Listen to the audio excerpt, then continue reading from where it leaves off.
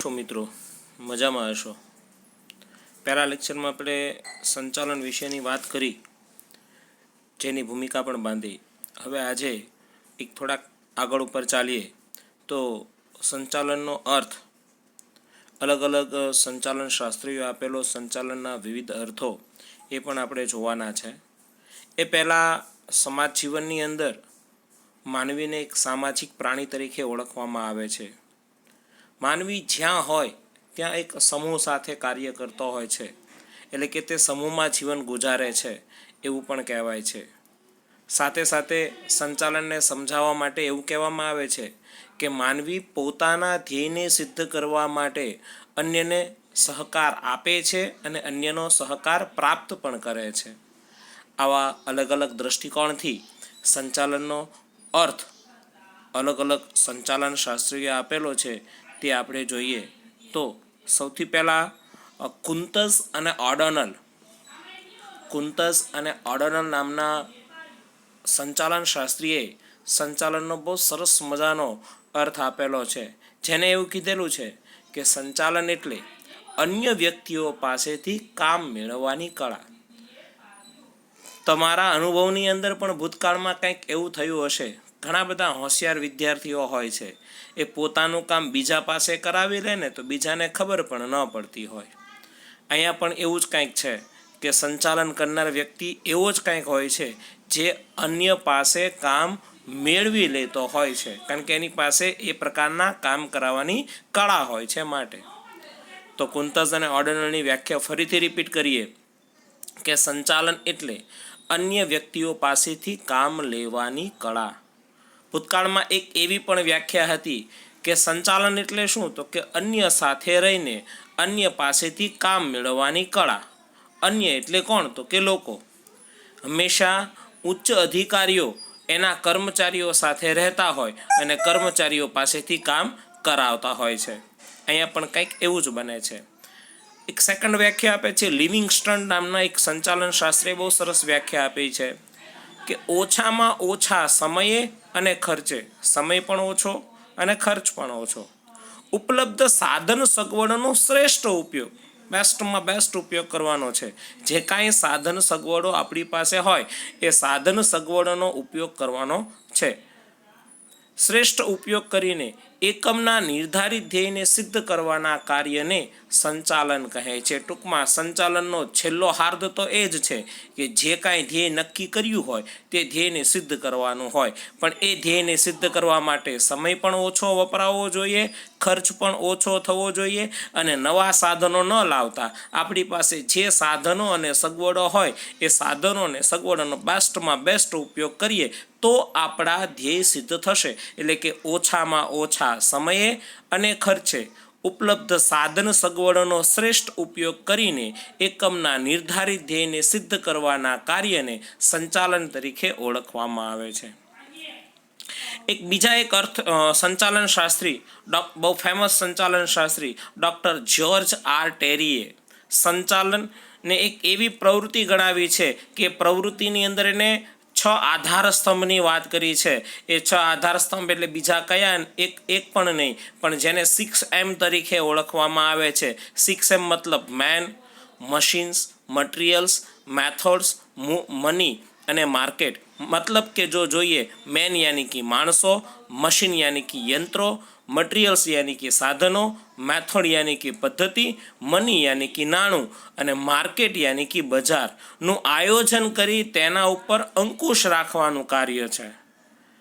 હંમેશા સંચાલનના પ્રથમ પગથિયા તરીકે આયોજનને ઓળખવામાં આવે છે અને છેલ્લા પગથિયા તરીકે અંકુશને ઓળખવામાં આવે છે। એટલે પહેલાં એનું આયોજન કરવાનું અને આયોજન કર્યા બાદ એના પર અંકુશ રાખવાનું।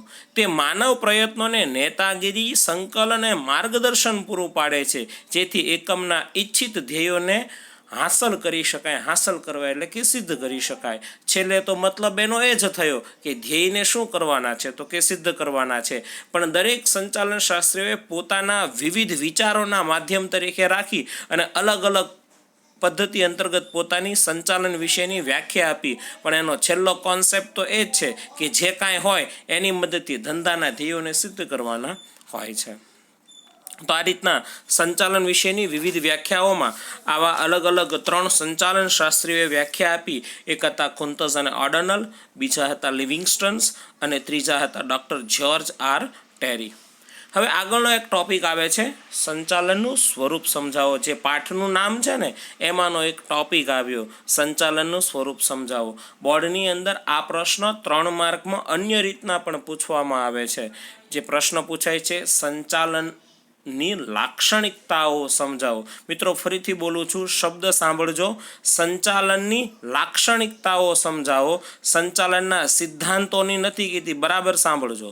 સંચાલનની લાક્ષણિકતાઓ સમજાવો. અને આ પ્રશ્નને હજી એક ત્રીજી રીતના પણ પૂછે છે કે સંચાલનમાં સમાવિષ્ટ બાબતો તરીકેની માહિતી આપો. ત્યારે આ અલગ અલગ પ્રવૃત્તિઓ તેમાં સમજાવવાની થતી હોય છે. તો સૌથી પહેલો જ ટોપિક એમાં આવે છે સંચાલનની લાક્ષણિકતામાં સર્વવ્યાપી પ્રવૃત્તિ. સંચાલનને કેવી પ્રવૃત્તિ ગણવામાં આવી છે? તો કે સંચાલનને લોકો સર્વવ્યાપી પ્રવૃત્તિ ગણે છે. કેમ સર્વવ્યાપી પ્રવૃત્તિ ગણે છે? તો સર્વવ્યાપી પ્રવૃત્તિ પાછળનો કંઈક એનો ઉદ્દેશ એને એ પ્રકારનો આપેલો છે. તો કે ઘણા લોકો તો એવું સમજે છે કે સંચાલન ફક્ત ધંધાકીય કે ઔદ્યોગિક ક્ષેત્રમાં કામ કરતી પ્રવૃત્તિ છે. ના મિત્રો, આનાથી અટકી જતા નહીં. ખાલી ધંધાની અંદર અને ઉદ્યોગોની અંદર સંચાલનની જરૂર પડે છે એટલું નથી હોતું.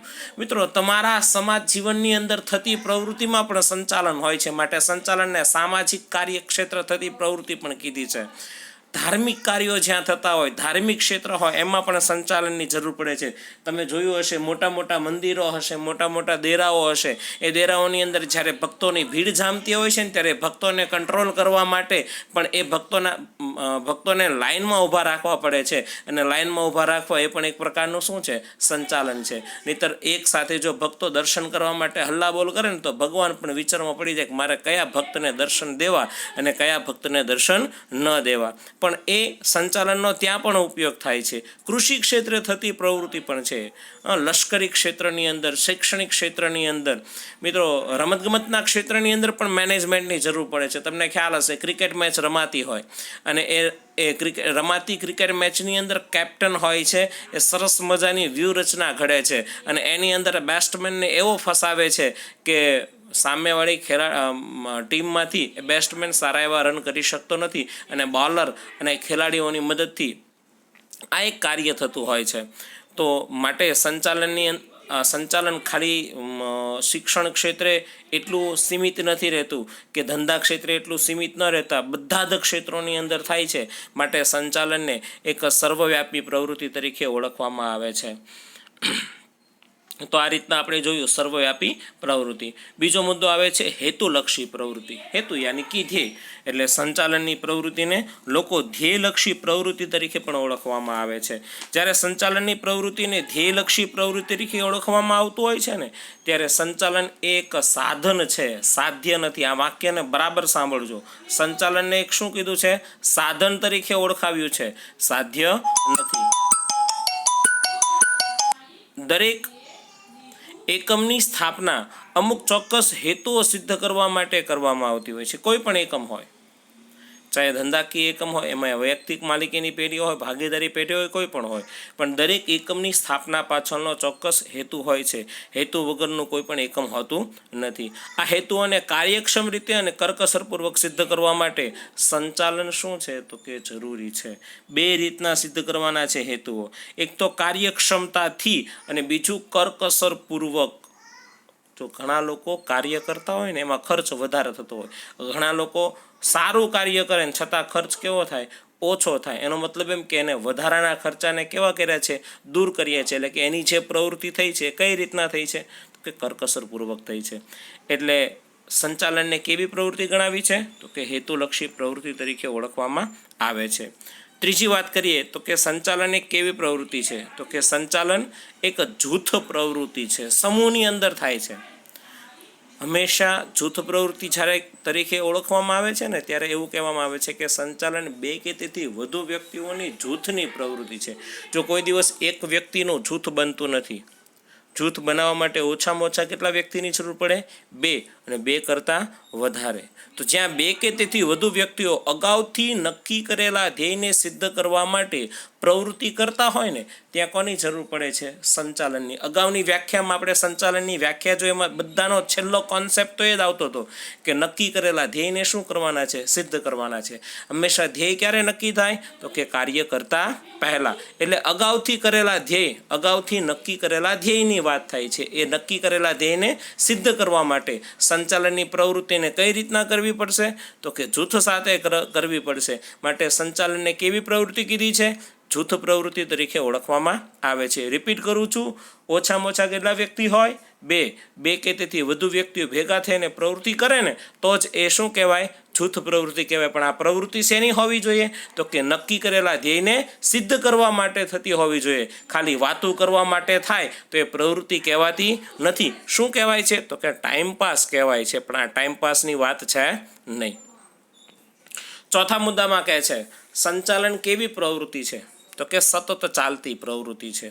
સંચાલનની પ્રવૃત્તિને સતત ચાલતી. કેમ સતત? અવિરતપણે, ટુ બી કન્ટિન્યુ. આ ચાલ્યા જ રાખશે. આ પ્રવૃત્તિ એક વખત શરૂ થઈ પછી પૂર્ણ થતી નથી, અવિરતપણે ચાલ્યા જ રાખે છે. તો ઘણાને એમ થાય કેમ આપણે આપણા ધ્યેય તો સિદ્ધ કરીએ છીએ. તમે હમણાં એમ કીધું કે ભાઈ ધ્યેય સિદ્ધ કરવા માટે તો સંચાલનની પ્રવૃત્તિ થતી હોય છે. પણ એક પ્રવૃત્તિના ધ્યેય જ્યારે સિદ્ધ થાય છે ને તો બીજી પ્રવૃત્તિ એના પછી તરત જ નક્કી થઈ જાય છે. અને પ્રવૃત્તિને સિદ્ધ કરવા માટે ફરી પાછું કાર્ય તો કરવું જ પડશે. નહીં કરીએ તેમ ચાલશે નહીં. તો સંચાલન એ સતત ચાલતી પ્રવૃત્તિ છે. એકવાર શરૂ કર્યા પછી તેને અટકાવી શકાતી નથી, કારણ કે એ ધ્યેયલક્ષી હોય છે. પરંતુ ધ્યેય સિદ્ધ થતાં તેની પ્રક્રિયા બંધ પણ થતી નથી. નવા ધ્યેય, નવા લક્ષ્યાંકો સંચાલન દ્વારા પ્રસ્થાપિત થાય છે. પ્રસ્થાપિત થાય છે એટલે કે નક્કી થતા હોય છે. ટૂંકમાં કહીએ તો કે સંચાલનમાં સૌથી પહેલાં ધ્યેય નિર્ધારણ એટલે કે નક્કી થાય. નક્કી કરેલા ધ્યેય સિદ્ધ થાય. સિદ્ધ થઈ ગયા પછી ફરી પાછું પુનઃ ધ્યેય નિર્ધારણ એટલે ફરી પાછા ધ્યેય નક્કી થાય. પુનઃ ધ્યેય નિર્ધારણ થયું તો પુનઃ ધ્યેય સિદ્ધિ, ફરી પાછા એના એ ધ્યેય શું થાય? સિદ્ધ થાય. એટલે આ ચક્ર સતત ચાલ્યા જ કરે છે. ચક્રનો કોઈ અંત આવતો નથી. એમ સંચાલનની આ પ્રવૃત્તિનો પણ કોઈ અંત આવતો નથી. માટે સંચાલનને કેવી પ્રવૃત્તિ કીધી? તો કે સતત ચાલતી પ્રવૃત્તિ તરીકે ઓળખવામાં આવે છે. પાંચમા મુદ્દામાં કહે છે સંચાલન કેવી પ્રવૃત્તિ છે? તો કે માનવીય પ્રવૃત્તિ છે. જ્યારે માનવીય પ્રવૃત્તિ કહેવામાં આવે છે એનો મતલબ એમ થયો કે સંચાલનમાં કેન્દ્ર સ્થાને કોણ છે? તો કે માનવ છે. એટલે કે સંચાલનમાં માનવ તત્વનું સ્થાન ખૂબ જ મહત્વનું છે. માનવી વિના ઉત્પાદનના અન્ય સાધનો કેવા છે? નિરર્થક છે. નિરર્થક એટલે કે નકામા છે. જો માનવી હશે તો સંચાલનના સાધન તરીકે જમીનનો ઉપયોગ થશે. માનવી હશે તો સંચાલનના સાધન તરીકે મૂડીનો ઉપયોગ થશે. એટલે કે સંચાલનના સાધનોનો જો ઉપયોગ કરવો હોય તો માનવી કેન્દ્ર સ્થાને હોવો જોઈએ. એટલે કે માનવી વગર આ સંચાલનના બધા સાધનો નકામા છે, નિરર્થક છે. સંચાલન માનવી માટે થાય છે, માનવી દ્વારા થાય છે. માટે તેને કેવી પ્રવૃત્તિ કહેવામાં આવે છે? તો કે માનવીય પ્રવૃત્તિ કહેવામાં આવે છે. ટૂંકમાં કહીએ તો સંચાલનમાં કેન્દ્ર સ્થાને કોણ છે? તો કે માનવ તત્વ છે, યાની કે માનવી છે. માટે તેને કેવી પ્રવૃત્તિ ગણી છે? માનવીય પ્રવૃત્તિ તરીકે ઓળખવામાં આવે છે. સંચાલનમાં નિર્ણય પ્રક્રિયા જરૂરી છે. જ્યાં સુધી નિર્ણય નહીં લેવાય ને ત્યાં સુધી બધું જ કામ નકામું છે. એટલે કે નિર્ણય લીધા વગર કોઈ પણ કાર્ય થઈ શકતું નથી. ચાહે કોઈ પણ કાર્ય કરવું હોય, કાર્યની અંદર નિર્ણય જરૂરી છે. નિર્ણય વગરનું કાર્ય નકામું બનતું હોય છે. નિર્ણય પ્રક્રિયા સંચાલનનું કાર્ય છે. સંચાલન કરતાં સંચાલકે સતત નિર્ણયો લેવા પડે છે. નિર્ણય લીધા વગર કોઈ પણ કાર્ય થઈ શકતું નથી. નિર્ણય લીધા પછી સંચાલકો દ્વારા તેનો અમલ થાય તે અંગેની કાર્યવાહી કરવી પડે છે. આમ નિર્ણય પ્રક્રિયા એ સંચાલનનું કાર્ય છે. ટૂંકમાં એવું તો નક્કી થઈ ગયું કે ખાલી નિર્ણય લઈને બેસી જવાથી ચાલશે નહીં. નિર્ણય લીધા બાદ તેનો અમલ પણ કરાવવા માટેની કાર્યવાહી કરવી પડશે. ઘણા બધા લોકો પોતાના જીવન વ્યવહારની અંદર ઘણા બધા નિર્ણયો લેતા હોય છે, પણ નિર્ણય લીધા બાદ તેનો અમલ માં મુકતા હોતા નથી. માટે એના લીધેલા નિર્ણયો નકામા સાબિત થતા હોય છે. તો સંચાલનની પ્રક્રિયામાં જ્યારે એમ કહે છે કે સંચાલનમાં નિર્ણય પ્રક્રિયા જરૂરી છે, તો નિર્ણય પ્રક્રિયામાં એની સાથે એટલું તો નક્કી થઈ ગયું કે પહેલાં નિર્ણય લેવાવા જોઈએ અને લીધેલા નિર્ણયોનો પછી અમલ થવો જોઈએ. એટલે કે તે અમલ થાય એના માટેની કાર્યવાહી કરવી જોશે. લાસ્ટ મુદ્દામાં આવે છે, સાતમા મુદ્દામાં સંચાલન એ શું છે? તો કે વિજ્ઞાન, કળા અને વ્યવસાય. ત્રણ શબ્દ કીધું છે. સંચાલનને સૌથી પહેલાં વિજ્ઞાન કીધું, પછી એને કળા કીધી છે અને સાથે સાથે વ્યવસાય તરીકે પણ ઓળખવામાં આવે છે. તો સંચાલન વિજ્ઞાન શા માટે છે? તો કે સંચાલનમાં ચોક્કસ નિયમો અને સિદ્ધાંતો હોય છે. સંચાલનમાં વિજ્ઞાન જેવા ચોક્કસ નિયમો અને સિદ્ધાંતો છે. નિયમો અને સિદ્ધાંતો છે માટે અમુક લેખકો સંચાલનને શેના તરીકે ઓળખાવે છે? તો કે વિજ્ઞાન તરીકે. પહેલો કોન્સેપ્ટ ધ્યાન રાખજો વિજ્ઞાનમાં. શું કીધું છે? તો કે સંચાલનમાં વિજ્ઞાનની જેમ ચોક્કસ શું છે? તો કે નિયમો અને સિદ્ધાંતો હોય છે. નિયમો અને સિદ્ધાંતો હોય છે માટે સંચાલનને લોકો શેના તરીકે ઓળખાવે છે? તો કે વિજ્ઞાન તરીકે ઓળખાવે છે. સેકન્ડ વાત કરીએ કળા. શા માટે સંચાલન એ કળા છે?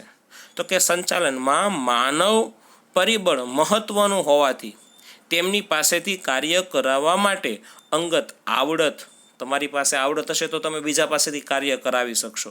બીજી વસ્તુ શું? તો કે બુદ્ધિ હોવી જોઈએ. ત્રીજી વસ્તુ તો કે ચતુરાઈ હોવી જોઈએ. અને ચોથી વસ્તુ છે આંતરસૂઝ વગેરે જરૂરી બને છે. જેની પાસે આ કળા નામની ચીજ હોય ને એ બીજા એની પાસે આ 4 વસ્તુ જરૂરી છે. એક એની પાસે એવી આવડત હોય, બીજું બુદ્ધિ હોય, ત્રીજું ચતુરાઈ હોય અને ચોથું આંતરસૂઝ હોય, જેના થકી બીજા પાસે કામ કરાવી લેતો હોય. અને કામ કરાવી શકે છે માટે જ એની પાસે કામ કરાવવાની કળા છે. એ સંચાલન રૂપી કળા છે માટે એવું કીધેલું છે. માટે સંચાલનને લોકો શેના તરીકે ઓળખાવે છે? એક કળા તરીકે ઓળખાવે છે. એટલે કે માનવ પરિબળ મહત્વ. સંચાલન આપણે ઉપર જોયું કે સંચાલન એ માનવીય પ્રવૃત્તિ છે, કે સંચાલનની પ્રવૃત્તિમાં માનવી કેન્દ્ર સ્થાને છે. જ્યારે માનવીય પ્રવૃત્તિ હોય તો માનવી તરીકે તેની પાસે 4 વસ્તુ કીધી છે. એક અંગત આવડત, બુદ્ધિ, ચતુરાઈ અને આંતરસૂઝ વગેરે જરૂરી બને છે, જેને કાર્ય કરાવવાની શું કહે છે? તો કે કળા તરીકે ઓળખવામાં આવે છે. આધુનિક સમયમાં ધંધાકીય એકમનું સંચાલન તાલીમ પામેલ નિષ્ણાંત સંચાલક વર્ગને સોંપાઈ રહ્યું છે. બરાબર સમજવો જેવી વાત. આ 21મી સદીની અંદર આ ખાસ થતું જોવા મળે છે કે ધંધાકીય એકમનું સંચાલન તાલીમ પામેલ નિષ્ણાંત એટલે કે સંચાલક વર્ગને સોંપી દેવામાં આવ્યું છે. અને સંચાલક વર્ગને સોંપી દેવામાં આવ્યું છે તો કે આધુનિક સમયની અંદર ડૉક્ટર, વકીલ, ચાર્ટર્ડ એકાઉન્ટન્ટ જેવા વ્યવસાયોની જેમ સંચાલકોએ પણ વ્યવસાયી સ્વરૂપ ધારણ કર્યું છે. આ બાબત પરથી સ્પષ્ટ થાય છે કે સંચાલન એ શું છે? વ્યવસાય પણ છે. એટલે સૌથી પહેલાં નિયમો અને સિદ્ધાંતો છે માટે તેને વિજ્ઞાન કીધું. પછી 4 સ્તંભની વાત કરી. અંગત આવડત, બુદ્ધિ, ચતુરાઈ અને આંતરસૂઝ માનવીની અંદર હોય છે માટે તેને કળા કીધી. અને આધુનિક સમયની અંદર જેમ ડૉક્ટર, વકીલ, ચાર્ટર્ડ એકાઉન્ટન્ટ વગેરે વ્યવસાયકારો છે તેમ સંચાલકનો પણ હાલના સમયે વ્યવસાયકાર તરીકે ઉપયોગ થાય છે માટે તેને સંચાલનને વ્યવસાય તરીકે પણ ઓળખવામાં આવે છે. બસ મિત્રો, આજના લેક્ચરની અંદર આટલું રાખીએ અને આનાથી વિશેષ પછી આપણે